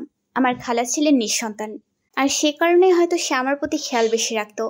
নিজেকে ব্যস্ত রাখতে আমি প্রচুর বই পড়তে শুরু করলাম। আস্তে আস্তে একটু একটু করে সব ভুলতে শুরু করেছিলাম। বাবার সাথে সম্পর্ক ঠিক না হলেও অল্পদিনে মায়ের সাথে ভালো সম্পর্ক হলো। মা ক্ষমাও করে দিয়েছিল। এভাবেই চলছিল দিনকাল। খালা ল্যাপটপ কিনে দিল আমাকে। আমি কৌতূহলবশত তুনিরের নাম সার্চ করলাম, পেলাম না। প্রগতি ফ্রান্সিস লিখে সার্চ দেওয়ার পর পেলাম। টাইমলাইন ভর্তি করে দুজনের হাস্যোজ্জ্বল ছবি। কয়েকটা ছবি দেখতে দেখতে হঠাৎ একটা ছবিতে চোখ আটকে গেল। প্রগতির ফোলা পেটে তুনির হাত রেখেছে। যা বোঝার বুঝলাম। দুনিয়ার প্রতি আবারও বিতৃষ্ণা এসে গেছে। শাস্তি যা পাবার সব আমিই পেলাম, আর ওরা তো শান্তিতেই আছে। দ্বিতীয়বারের মতো সুইসাইড করতে গিয়েও বেঁচে গেলাম। খালা আবার ফারজানা মাহবুবকে ডাকলেন। তুমি কি চাও লাবণ্য? আমি ওনাকে ধরে হাউমাউ করে কাঁদতে কাঁদতে বললাম, আমি একটু শান্তি চাই। রাতে ঘুমাতে চাই। আগের বাবা মাকে ফিরে পেতে চাই। আর চাই সারা পৃথিবী যেভাবে আমাকে ছিছি করেছে, তুনির কেউ যেন সেভাবে করে। তাহলে এক কাজ করো, তুমি তোমার জীবনের গল্প নিজের মতো করে লেখো। তাতে একদিকে তোমার হতাশা দূর হবে, অন্যদিকে তোমার মনের খুব হালকা হবে। আর এই লেখাগুলো ছাপিয়ে মানুষের কাছে পৌঁছে দাও, যেন আর কোনো লাবণ্য তোমার মতো ভুল না করে। লিখতে গিয়ে আমি ঠিক করলাম বাবা মায়ের তাসমিন তাবাচ্ছুম লাবণ্য নামটা দেব না, কিন্তু এমন নাম দিতে হবে যেন তুনির বা প্রগতি যদি কখনো আমার লেখা পায় তবে যেন বুঝতে পারে যে ওটা আমি। আর সেখান থেকেই নিজের নামকরণ নিজেই করলাম লাবণ্য প্রভা। আমি লেখার আগে প্রচুর সময় নিলাম। নিজের মন শান্ত করার জন্য নিয়মিত নামাজ ও মেডিটেশন করতে শুরু করলাম। মানসিকভাবে কিছুটা মনোবল পাওয়ার পর লিখতে শুরু করলাম। লিখতে গিয়ে প্রথমে একটু দ্বিধায় পড়ে গেলাম। কিভাবে কি শুরু করব বুঝতে পারছিলাম না। তাই ফারজানা মাহবুবের শরণাপন্ন হলাম। উনি আমাকে বললেন, আপনি আপনার মতোই লিখতে থাকুন লাবণ্য, তবে নিজের দোষ গুণ সবটাই লিখবেন। আমি লিখতে শুরু করলাম। লেখার সময় আমি ইচ্ছে করেই কিছু বাড়তি ঘটনা যোগ করলাম, তবে নিজের দোষ চেপে গেলাম না। আমার খালা নিজের খরচে বই বের করার সিদ্ধান্ত নিলেন। নতুন লেখকদের লেখা স্বাভাবিকভাবে প্রকাশিত ছাপাতে চাইলেন না, কিন্তু খালা আমাকে সাপোর্ট করলেন, টাকা দিয়ে বই বের করার সিদ্ধান্ত করলেন। বই বিক্রি হওয়া নিয়ে কিছুটা দ্বিধাগ্রস্ত ছিলাম আমি, তাই বুদ্ধি করে লিখে দিয়েছি যে এটা একটা মেয়ের জীবনের সত্যি ঘটনা, কিন্তু নিজের কথা বলিনি। আর বইয়ের চরিত্রের নামগুলোর মধ্যে তনিরই ছিল সত্যি নাম, বাকিগুলো আমি বদলে দিয়েছিলাম। আর শেষটাতেও রেখেছিলাম ট্র্যাজেডি একটুখানি। জীবনের মোড় কখন যে বদলায় কেউ বলতে পারে না। বই বের হবার বছর 5 আগেও আমি ভাবিনি যে আমার জীবনটা কয়েক মোড়ে বদলে যাবে। এই বইটা লিখতে আমার সময় লেগেছিল 11 মাস। যখন লিখছিলাম তখন মাথায় শুধু একটা ব্যাপারই ঘুরছিল যে আমার জীবনের কালো অধ্যায়টা পুরো পৃথিবীকে জানাতে হবে। কিন্তু সৃষ্টিকর্তা চেয়েছিলেন এখান থেকে আবার নতুন করে লাবণ্যপ্রভার জীবন শুরু হোক। এই বই থেকে 3.5 বছরের রয়্যালিটি পেয়েছিলাম প্রায় 14 লক্ষ টাকা। যেহেতু কলকাতায় প্রকাশিত হয়েছিল, তাই এটা ইংরেজি ভাষার পাশাপাশি হিন্দিতেও প্রকাশিত হয়েছিল। চারদিক থেকে পজিটিভ ফিডব্যাক পাচ্ছিলাম। অনেক চিঠি মেসেজ অহরহ আসতে থাকলো আমার কাছে। এই বই পড়ার পর অনেক মেয়ে ভালো মন্দের তফাৎ বুঝতে পেরেছে। এই বইটা ছিল আমার জীবনের বিশেষ প্রাপ্তি। একদিকে এটা লিখে যেমন মানসিক প্রশান্তি পেয়েছিলাম, তেমনি অন্যদিকে পেয়েছিলাম আমার ফ্যামিলিকে। যে কথাগুলো আমি বহুবার চিৎকার করে বাবা মাকে বোঝাতে চেয়েছিলাম, সে কথা তখন তারা বিশ্বাস না করলেও বই পড়ে বিশ্বাস করলেন। এভাবেই চলছিল আমার জীবন। এরপর থেকে আমি হলাম সকলের মুশকিল আসান লাবণ্যপ্রভা। রেডিওতে প্রতি সপ্তাহে একটা প্রোগ্রাম হতো, যেটার হোস্ট আমি করতাম। সেখানে অনেক মেয়েই নিজের জীবনের গল্প বলতো। তাদের হেরে যাওয়া, সম্পর্ক ভেঙে যাওয়া, এসব ফোন করে বলতো। আমি তাদের সবসময় যথাসাধ্য মোটিভেট করার চেষ্টা করতাম। আগে সবসময় ভাবতাম যে আমার সাথে যে খারাপ হয়েছে এমন হয়তো আর কারোর সাথেই হয়নি, কিন্তু জীবনে চলতে চলতে একসময় এসে উপলব্ধি করলাম এর চেয়েও বহুগুণ খারাপ আমার সাথে হতে পারত, এর চেয়ে ভয়ঙ্কর কিছুও ঘটতে পারত। তখন আমি আল্লাহর কাছে শুকরিয়া আদায় করি। নিজের জীবন নিয়ে আমার আর তেমন আফসোস ছিল না। ডাক্তার হতে না পারা, ফ্যামিলির সাথে কথা না থাকা, এসব কোনো কিছুই আমাকে কষ্ট দিত না। শুধু একটা ব্যাপারই আমাকে কষ্ট দিত, যার জন্য রাত অনেক সময় আমার নির্ঘুম কাটত। সেটা হলো আমার বাচ্চা, যাকে আমি পৃথিবীতে আসার আগেই মেরে ফেলেছিলাম। যখন অ্যাবর্শন করেছিলাম তখন আমি তেমনভাবে কষ্টটা ফিল করিনি। অ্যাবর্শন করানোর আগ মুহূর্তেও আমি তনিরকে বলেছিলাম, তুমি প্লিজ বিয়েটা করো, না হলে চলো আমরা দুজন দূরে কোথাও পালিয়ে গিয়ে বাচ্চাটাকে জন্ম দিই। তনির তখন বলেছিল, আমার এত ভালো ক্যারিয়ারের চেয়েও এই বাচ্চা তোমার কাছে বেশি ইম্পর্টেন্ট। আর সেই তনির কিনা বিয়ের পরপরই বাচ্চা নিয়ে নিল। আসলে ফারজানা মাহবুবের একটা কথাও মিথ্যে ছিল না। ফারজানা মাহবুব বই পড়ার পর ফোন করে বলেছিল, ওয়েল ডান লাবণ্য, আমি জানতাম আপনি পারবেন। আমি তখন ভেজা গলায় বলেছিলাম, আমিও জানতাম যে আমি পারবো। বছর 5 পর একদিন রূপসা আপু আমাকে ফোন করলো। আমি তখন অবাক হয়ে জিজ্ঞেস করলাম, তুমি আমার নাম্বার কোথায় পেলে? রূপসা আপু হেসে বলল, এত বড় স্ক্রিপ্ট রাইটারের নাম্বার পাওয়া সত্যি একটু কঠিন লাবণ্য। রূপসা আপুর সাথে অনেকক্ষণ কথা হলো। সে আমাকে একটা কথা বলার জন্যই ফোন করেছিল। সে বলেছিল, লাবণ্য মনে আছে একদিন আমি তোমাকে বলেছিলাম যতই চেষ্টা করো তুমি রূপসা হতে পারবে না, কিন্তু আমি চাইলেই লাবণ্য হতে পারবো। কিন্তু গত 5 বছরে তোমার অ্যাক্টিভিটি দেখে মনে হলো সেটা ভুল। কেউ কারো মতো চাইলেই হতে পারে না। খালা আমাকে নিয়ে এসেছিল 7 বছর হয়ে গেছিল। এই 7 বছরে আমি একবারই তনির আর প্রগতির খবর জানতে পেরেছিলাম। এরপর সেই যে ওদের ব্লক করে দিয়েছিলাম আর খোঁজ নেইনি। আসলে কখনো ইচ্ছে যে করেনি তা না, কিন্তু ভয় হয়েছিল খুব, আবার যদি ওদের ভালো থাকতে দেখে জীবনের রং হারিয়ে যায়।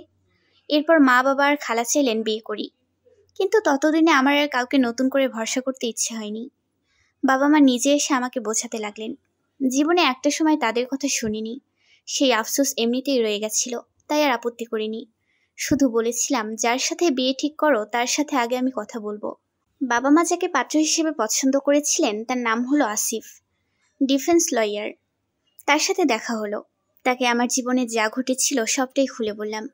এর আগে যারা আমাকে বিয়ে করতে চেয়েছিল তারা প্রত্যেকে আমার অতীত শুনে পিছিয়ে গেছে, কিন্তু আমাকে অবাক করে দিয়ে আসিফ বলল, এই বিষয় নিয়ে আমার কোনো সমস্যা নেই লাবণ্য। যদি আপনার সাথে বিয়েও হয় তবুও আমি কখনো এই ব্যাপারে আপনাকে প্রশ্ন করব না। আপনার কি অন্য কোনো সমস্যা আছে? আমাকে অবাক হতে দেখে আসিফ বলল, লাবণ্য শুনুন, আমার ফুপুকে ৭১ সালের যুদ্ধের সময় মিলিটারিরা ধরে নিয়ে যায়। সেখানে সে ছিল ৪ মাস। যুদ্ধের পর যখন সে ফেরত এসেছিল তখন সে ছিল অন্তঃসত্ত্বা। আমার ফুপা তাকে অস্বীকার করে। আমার ফুপু তবুও মনোবল না হারিয়ে অনাগত সন্তানকে পৃথিবীতে আনতে চাইলেন। দাদা তাকে বিদেশে তার মামার কাছে পাঠিয়ে দিলেন। সেখানেই সে থেকে গেল। বিদেশে এই ব্যাপারটাকে নোংরাভাবে কেউ নেয় না। আমার ফুপুর মেয়ে হয়েছিল, সেও সবটা জানে, কিন্তু তাতে তার আফসোস নেই, বরং সে তার মায়ের জন্য প্রাউড ফিল করে। আপনার সাথে যেটা ঘটেছে সেটা আর এটা দুটোই ভিন্ন ব্যাপার, কিন্তু দুটো ব্যাপারের মধ্যে মিল হচ্ছে খারাপ ঘটনা থেকে শিক্ষা নিয়ে আপনারা দুজনেই জীবনে এগিয়ে গেছেন। ফুপুও খুব ভালোবাসতেন ফুপাকে, ভালোবাসার থেকে বিশ্বাসই ছিল বেশি। ৪ মাসে ফুপু তো মরে যাওয়া উচিত ছিল, তবুও তার স্বামীর প্রতি প্রগাঢ় বিশ্বাস রেখে ফিরে এসেছিলেন। কিন্তু সে এসে দেখেন তার স্বামী আবারও বিয়ে করেছেন। লাবণ্য, জীবনে খারাপ ভালো কিছু যাই ঘটে সবই উপরওয়ালার ইচ্ছে। খারাপ ততক্ষণ পর্যন্ত আমাদের জীবনে ঘটে যতক্ষণ না আমরা সেটা থেকে শিক্ষা নিই। আপনার সাথে খারাপ হয়েছিল বলেই কিন্তু অনেক মেয়ের উপলব্ধিবোধ জেগেছে, অনেকেই জীবনে ভালো মন্দ শিখেছে। এমনকি আপনিও কিন্তু ভুল থেকে শিক্ষা নিয়ে এগিয়ে আজ সফল হয়েছেন। আর ভুল তো মানুষই করে লাবণ্য। আসিফের সাথে বিয়ে হলো, সত্যিই সে কখনো আমার অতীত নিয়ে কিছু বলেনি। এরপর কন্যা সন্তানের মা হলাম। আজ আমার মেয়ের বয়স ১৩ বছর। আমি আমার মেয়েকে কখনো বুঝতে দেইনি যে সে আমার মেয়ে, বরং তাকে সবসময় শিখিয়েছি সে আমার সন্তান। তাকে আমি সব ভালো মন্দ হাতে ধরিয়ে শেখাচ্ছি। আমি জানি বয়ঃসন্ধিকাল সময়টাতে মেয়েরা বেশি ভুল করে, ছেলেদের চেয়ে তাদের আবেগ ৩ গুণ বেশি থাকে। আমার মেয়ে যেন আমার মতো ভুল না করে সেজন্য আমি তার সাথে বন্ধুর মতো মিশে সব বলেছি। সব শুনে সে কখনো দুঃখ পেয়েছে, কখনো বা ঘৃণায় আমার সাথে কথা বলেনি। আমার তাতে আফসোস নেই, বরং আমার গল্প শুনে যেন ও তনিরদের চিনতে শেখে। আর তনির, ভেবেছিলাম এ জীবনে তার সাথে হয়তো আমার আর দেখা হবে না, কিন্তু প্রকৃতি হয়তো অন্য কিছু ঠিক করে রেখেছিল, তাই দেখা হলো। আশ্চর্যের ব্যাপারে, যে তনির একদিন সবার সামনে আমার চোখের দিকে তাকিয়ে অপলক মিথ্যে বলেছিল, সে আজ আমার দিকে তাকাচ্ছে না। কি কারণে? লজ্জায় নাকি অনুশোচনায়? তনিরের সাথে দেখা হয়েছিল নাটকীয়ভাবে। আমি বিশ্বাস করি যে জীবনে কোনো অংশে নাটকের চেয়ে কম নয়, বরং কখনো কখনো জীবন নাটক কিংবা সিনেমাকেও হার মানায়। জীবনে যা কিছু ঘটে সবটা ওপরওয়ালার ইচ্ছেতে, আমরা সেটা না চাইলেও ঘটবে। ওপরওয়ালার ইচ্ছেতেই আবার তনিরের সাথে দেখা হলো। আসিফ কাজ করতো ডিফেন্সে। দিল্লিতে ওর ট্রান্সফার হয়ে গেলে আমিও সেখানে চলে গেলাম মেয়েকে নিয়ে। আমার তখন বাইরে কাজ নেই বললেই চলে। দুটো সিরিয়ালের স্ক্রিপ্ট লেখা আর চুটিয়ে সংসার করা ছাড়া আর তেমন কাজ নেই। এই জীবনটা খুব উপভোগ করছিলাম আমি। সময়ের সাথে সাথে বাবা মায়ের সাথে সম্পর্ক ভালো হলেও আমি আর ঢাকায় ফিরলাম না। বাবা অবসর নেবার পর থেকে ছোট বোন নবনী ওখানেই থাকতো, তাই আমার সেই চেনাগলির জন্মস্থানের সাথে আমার আর সম্পর্ক ছিল না বললেই চলে। আগে মানুষ আমাকে প্রচুর চিঠি পাঠাতো, তাদের সমস্যাগুলো বলতো। আমি সাধ্যমতো সলিউশন করার চেষ্টা করতাম। কেউ কেউ রেডিওতে ফোন করেও বলতো। কিন্তু সময়ের সাথে সাথে ইন্টারনেট সহজলভ্য হবার পর এখন আর কেউ চিঠি পাঠায় না। হোয়াটসঅ্যাপ মেসেঞ্জারে নিজেদের সমস্যা লিখে পাঠাতো। অনেক অনেক ফ্যাক আইডি থেকে মেসেজ দিয়ে বিব্রতকর পরিস্থিতিতে ফেলতো। তাই আমিও এরপর বেছে বেছে মেসেজের উত্তর দিতে শুরু করলাম। একই রকম একদিন একটা মেসেজ পেলাম ফেসবুকে। মেসেজটা ছিল, আপনি আর কোনো বই লেখেননি কেন? এইটা ছিল আমার জন্য কমন প্রশ্ন। আমি রিপ্লাই দিলাম, যেহেতু ওটা একটা মেয়ের জীবনের কাহিনী আর সেটা আমার জানা ছিল তাই লিখেছিলাম। এরপর অন্য কিছু লেখার কথা ভাবিনি। মূলত আমি এটা থেকে অনেক বেশি ফেম পেয়েছিলাম তো, তাই আর অন্য কিছু লেখার ভরসা হয়নি। মেয়েটা আমাকে সাথে সাথে রিপ্লাই দিল, কিন্তু আপনি তো এরপর বহু নাটক টেলিফিল্মের স্ক্রিপ্ট লিখেছেন। আমার মেজাজ খারাপ হলো। ব্যাপারটাকে কেমন যেন কৈফিয়ত চাওয়ার মতো মনে হলো।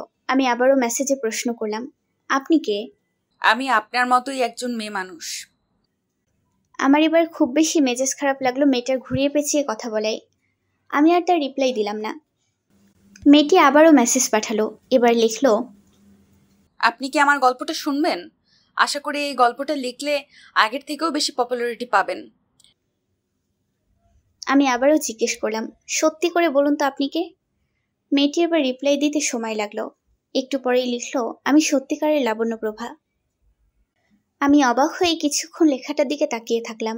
আমি কিছু লেখার আগে মেয়েটা আবার আমাকে লিখলো, সত্যিকারের লাবণ্যপ্রভা এই জন্যই বললাম কারণ আমার নামটা জন্মের পরই রাখা হয়েছে। পরের মেসেজটা দেখে একটু অবাক হওয়ার সাথে সাথে বিরক্তও হলাম।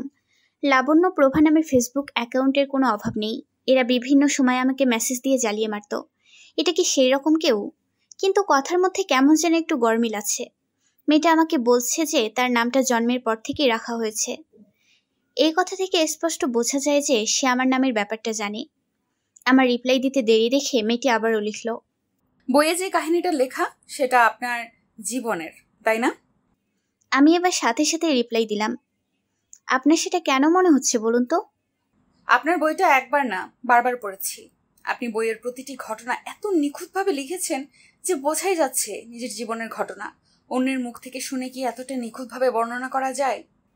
এইবার আমি চরম বিরক্ত হয়ে লিখলাম, কেন আপনার নিজের ভাবনা চাপিয়ে দিচ্ছেন বলুন তো? ওটা আমার নিজের জীবন কাহিনী নয়, ওটা অন্য একজনের জীবন কাহিনী। এবারও সাথে সাথে রিপ্লাই দিল, আপনি কি একবার আমার কাহিনীটা শুনবেন? না, আমি আগ্রহী নই। তবুও আমি শোনাতে চাই। আমি মেয়েটাকে ব্লক করে দিলাম। ব্লক দিয়ে মনে হলো ভুল করেছি। মেয়েটা কিভাবে জানলো যে লাবণ্যপ্রভা আমার নিজের নাম না? সেটা জানা উচিত ছিল। এরপর আমি ব্যস্ত হয়ে গেলাম, মেয়েটার কথাও ভুলে গেলাম। হঠাৎ আবার একদিন লাবণ্যপ্রভা নামের আইডি থেকে মেসেজ পেলাম। এবার আইডিটা দেখলাম, আইডিটা পুরনো। মেয়েটা হলিক্রসে ইন্টারমিডিয়েটে পড়েছে। পুরো অ্যাকাউন্ট ঘুরে কলেজ ড্রেসে বিভিন্ন হাস্যোজ্জ্বল ছবি দেখলাম। মুখটা কেমন পরিচিত মনে হলো।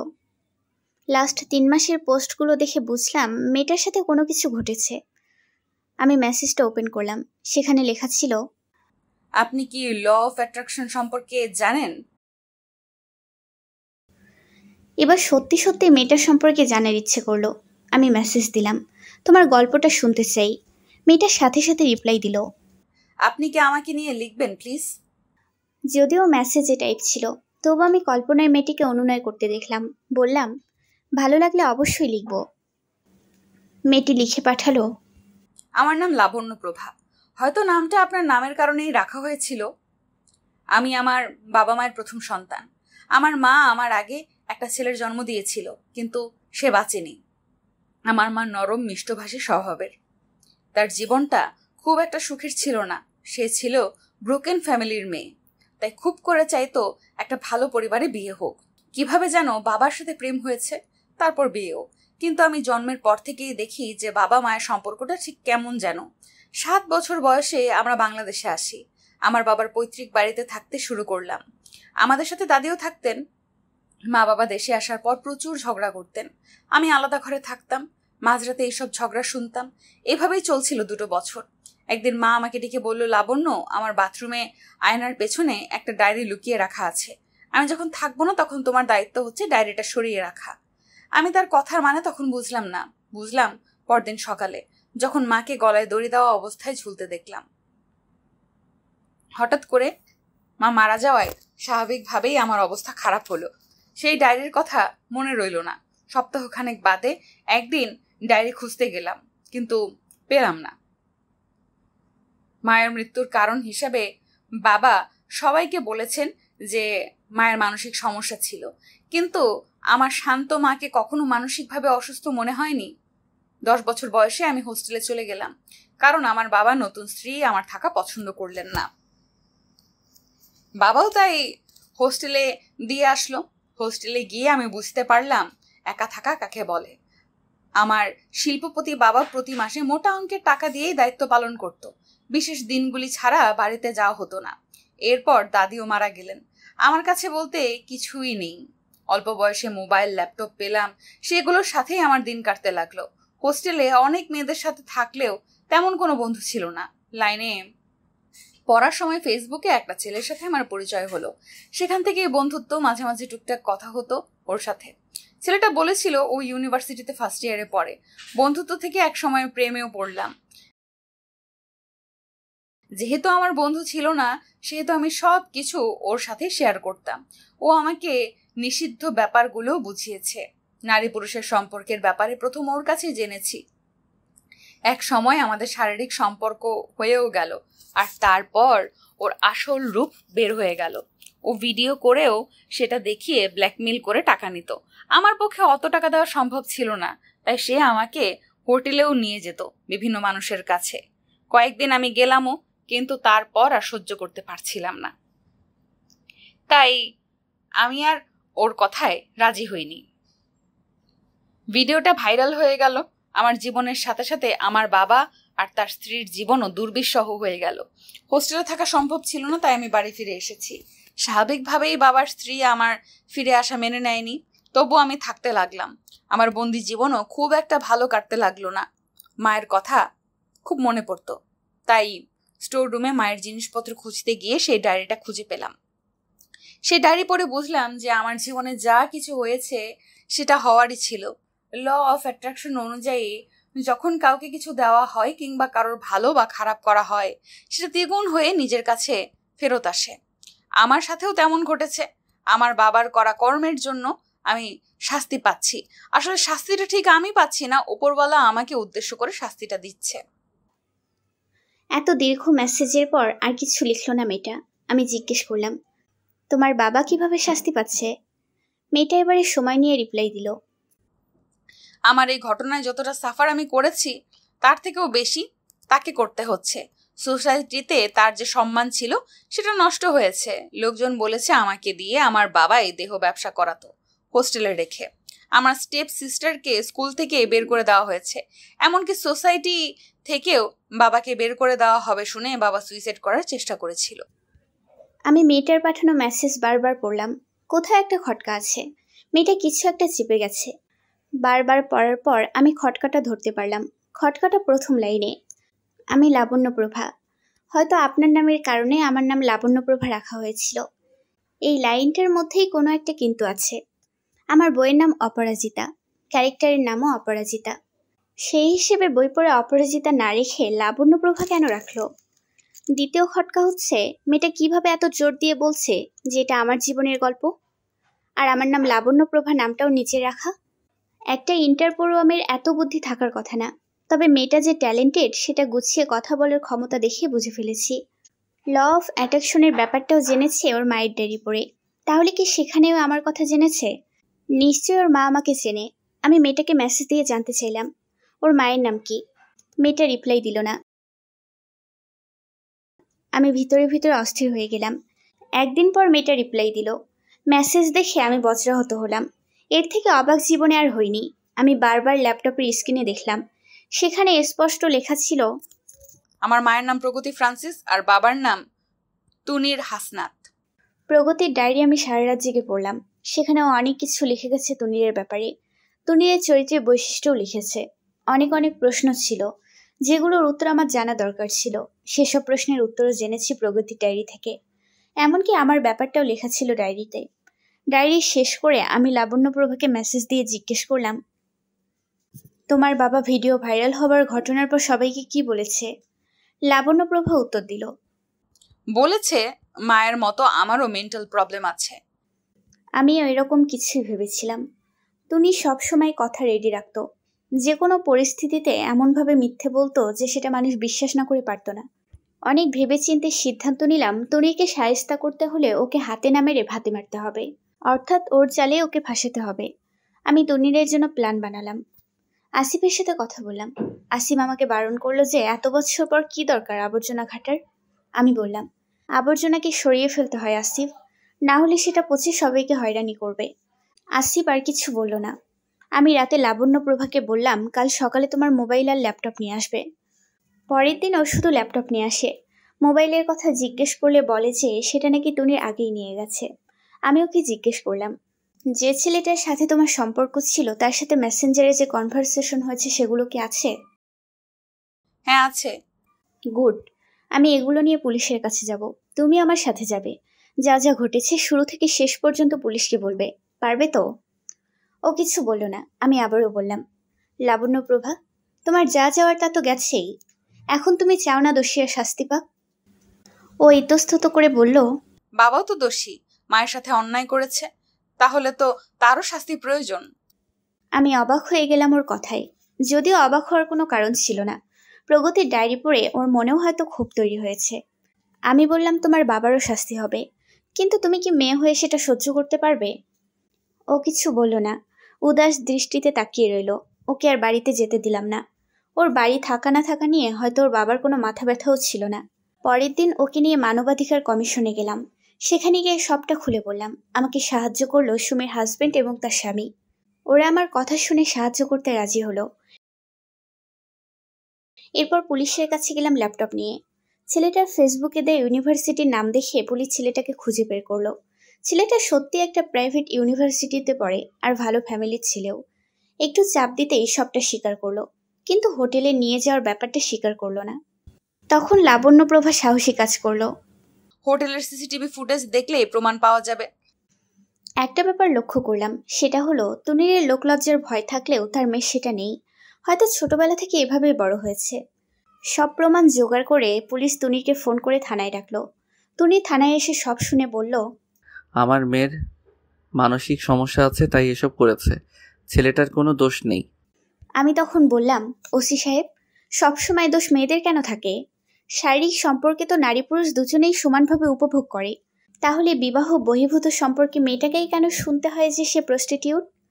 মেয়েটা ছেলেটার কথায় রাজি হয় তাই। তাহলে ছেলেটা যে মেয়েটাকে প্রস্তাব দেয় সেটার জন্য কি বলা যায়? তনিরের চোখ বেরিয়ে আসার উপক্রম। একটু আগে মিথ্যে কথা বলার সময় চোখে যে দৃঢ়তা ছিল, এখন তার বদলে রয়েছে ভয়। হ্যাঁ, আমি স্পষ্ট তনিরের চোখে ভয় দেখতে পাচ্ছি। সেটা কেন? বয়স হয়ে গেছে তাই, নাকি পুরনো পাপের কথা মনে পড়ে যাওয়ার? তনির চোখ নামিয়ে নিল। আমি তাকিয়ে রইলাম। একবারও আমার চোখের দিকে তাকালো না। ওসি সাহেব আবারও জিজ্ঞেস করলো, আপনার মেয়ের মানসিক সমস্যা আছে? তনির আমতা আমতা করে বলল, ওর মায়েরও ছিল, আর তাছাড়া অল্প বয়সে মাকে হারিয়েছে তো, তাই আর কি। মানবাধিকার কমিশনের মহিলা প্রেসিডেন্ট বললেন। তনির এবার আরও ঘাবড়ে গেল। এসির মধ্যেও তার কপালে ঘামতে শুরু করলো। আমি কিছু না বলে তনিরের মুখোমুখি দাঁড়িয়ে রইলাম। আমার দৃষ্টি তনিরের দিকে নিবদ্ধ। 20 বছর পর তনির যে কখনো আমার সামনে পড়বে সেটা হয়তো ভাবতে পারিনি। আর আমি তখন আমাদের পাড়ার এককালের রাজপুত্রকে দেখছি। রাজপুত্রের 20 বছরে অনেক পরিবর্তন হয়েছে। সে যখন হেঁটে এসেছে তখন পায়ের আগে তার বিশাল আকৃতির ভুঁড়িটা এসেছে। মাথায় চুল আছে হাতে গোনা কয়েকটা। এই রাজপুত্রের প্রেমে একসময় যে আমি দিওয়ানা ছিলাম সেটা ভেবে একটু হাসি পেল। আমার প্ল্যান ছিল কথার মারপ্যাচ দিয়ে তুনিকে ফেঁসে ফেলা। প্রগতির ডায়েরিটা যে তুনির পড়েনি সেটা আমি ডায়েরির শেষটা পড়ে জেনেছিলাম। প্রগতি তুনিরের ব্যাপারে যে এত কিছু লিখে গেছে সেটা সে জানলে এই ডায়েরিটা স্টোররুমে রাখতো না। ডায়েরিটা লিখেছিল মেয়ের জন্য। প্রথম দিকে যেটা দুঃখের সাতকাহন দিয়ে শুরু হয়েছিল, পরে সেটা যে অন্যদিকে যাবে সেটা তুনির হয়তো জানতো না। পুলিশের প্রশ্নের জবাব দিতে গিয়ে একটার পর একটা মিথ্যে বলেছিল তুনির। তার আসল উদ্দেশ্য ছিল নিজের মানসম্মান রক্ষা করা। তাই দোষী ছেলেটাকেও নির্দোষ প্রমাণ করতে চেয়েছিল। কিন্তু যখন পুলিশ বলল প্রগতির ডায়েরি আর ছেলেটার জবানবন্দি অনুযায়ী তুনিরের সব কথা মিথ্যে, তখন তুনির গেরাকলে পড়ে গেল। পত্রিকা ও নিউজ চ্যানেলে বড় করে হেডলাইন হলো, শিল্পপতি তনির হাসনাত প্রপার্টির জন্য নিজের মেয়েকে পাগল সাজিয়েছেন। লাবণ্যপ্রভা আমাকে বলল, এইসব করার পর বাবা আমাকে আর তার সাথে রাখতে চাইবে না। তোমার মা চেয়েছেন তুমি যেন এখানে না থাকো। তোমার মায়ের কাজিন কানাডায় আছেন, তার সাথে আমি যোগাযোগ করেছি। সব শুনে সে তোমাকে সাহায্য করতে রাজি হয়েছেন। আমি আবারও বললাম, শোনো মেয়ে, এই সমাজ তোমাকে ঠিকঠাক মতো বাঁচতে দেবে না। তুমি যখন রাস্তা দিয়ে হেঁটে যাবে তখন একদল তোমাকে তাচ্ছিল্যের চোখে দেখবে, আর একদল দেখবে সহানুভূতির চোখে। তুমি কেন সেভাবে বাঁচবে? ওপরওয়ালা তোমাকে যে জীবন দিয়েছেন সেই জীবনটা ভালোভাবে উপভোগ করতে হবে। এখানে থাকলে সেটা সম্ভব না। হ্যাঁ, এখানে তবুও তোমার বাবা ছিল, কিন্তু তার কাছে তোমার যে গুরুত্ব নেই সেটা তো তুমি দেখেছো। তার চেয়ে দূরে গিয়ে জীবনটাকে এমনভাবে সাজাও যেন কারোর জীবনে তুমি প্রায়োরিটি হতে পারো। লাবণ্যপ্রভা আমার কথায় রাজি হলো। প্রগতির সেই কাজিনের সাথে যোগাযোগ করলাম। প্রগতির ডায়েরি থেকে তার নাম্বার সহ আরও কয়েকজনের নাম্বার ছিল। সেখান থেকে সহজে খুঁজে বের করা সম্ভব হয়েছে। এত বছর পর তারা প্রগতির মেয়ের খবর পেয়ে কিছুটা চমকে গেলেও আমার প্রতি খুব কৃতজ্ঞতা প্রকাশ করলো। লাবণ্যপ্রভার কানাডা যাওয়ার সব খরচ তুনিরের কাছ থেকে আদায় করা হলো। আমি ইচ্ছে করলেই দিতে পারতাম, কিন্তু সেটা চাইনি। আমি চেয়েছি মেয়েটা অন্তত নিজের অধিকারটুকু আদায় করতে শিখুক। কাগজপত্র রেডি হওয়া পর্যন্ত লাবণ্যপ্রভা আমার সাথেই ছিল। আইনের চাপে পড়ে সম্পত্তির 60% লাবণ্যপ্রভাকে দিতে বাধ্য হলো তুনির। কানাডা যাওয়ার আগে আমি জানতে চাইলাম লাবণ্যপ্রভা তুনির সাথে দেখা করতে চায় কিনা, কিন্তু যেতে চাইল না। হয়তো বাবার সাথে কোনো মধুর স্মৃতিও নেই যে যেতে চাইবে। প্লেনে ওঠার আগে লাবণ্যপ্রভা আমাকে বলল, আপনাকে আমি কখনো ভুলবো না। আমিও তোমাকে মনে রাখবো। আর হ্যাঁ, তোমাকে নিয়ে কিছু একটা লেখারও চেষ্টা করব। প্লিজ আমাকে নিয়ে লিখবেন না। নষ্ট হয়ে যাওয়া মেয়ের গল্প কারো ভালো লাগবে না। আমি এই কথার পিঠে কিছু বললাম না, আসলে বলতে পারলাম না। মনে মনে তখন একটা কথা ঠিকই বলেছিলাম, আমিও যে তোমার মতো এক নষ্ট মেয়ে ছিলাম। আমি আপনাকে কি ডাকবো? তোমার যা ইচ্ছে। আপনি তো আমাকে নতুনভাবে জন্ম দিয়েছেন, আমি কি আপনাকে মা ডাকবো? আমি কেঁদে ফেলে বললাম, আমি অনেক বছর আগের ঘটনার প্রতিশোধ নিয়েছি লাবণ্য, তুমি আমাকে এতটা মহান ভেবো না।